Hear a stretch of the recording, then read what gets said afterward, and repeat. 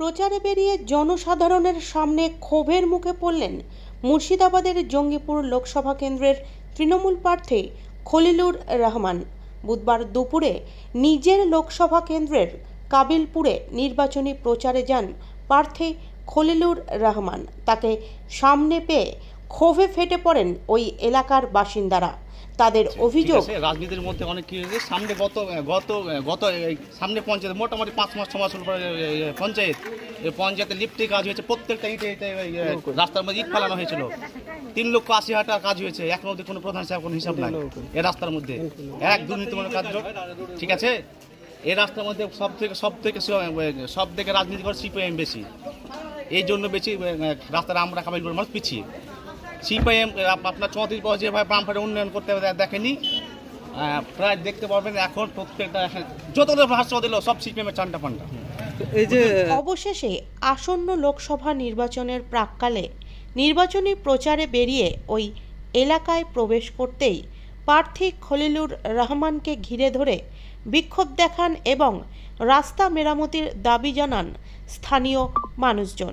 রাস্তার বিচার করেন, আমি বলছি 5 বছর খলিল সাহেব আছে, 3 বছর বারণ আছে, রাস্তা হয় না কেন? গাইপুরের রাস্তা যখন এই মুর্শিদের রাস্তাটা নাই কই হচ্ছে, কারণ খলিল রহমান 5 বছর হলো আমাদের বারণ বিশ্বাস যুগের চলছে। রাস্তা দরকার, রাস্তা হয় না কেন? আজকে ওই কারণে বিক্ষোভ দেখাচ্ছেন, ওই কারণে বিক্ষোভ দেখাচ্ছেন। কিসের বিক্ষোভ? এই কারণে কিছু না, কেউ আস্তে আস্তে কথা হবে, আস্তে কথা হবে, ভদ্রভাবে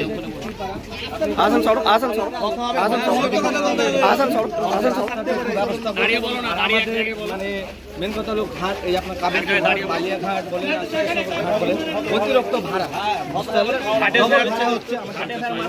কাবিলপুর ঘাট, বালিয়াঘাট, রাজামপুর ঘাট, অতিরিক্ত আমাদের ভাড়া মানে ডবল নিচ্ছে। চলেন না, পিছনে চলেন না।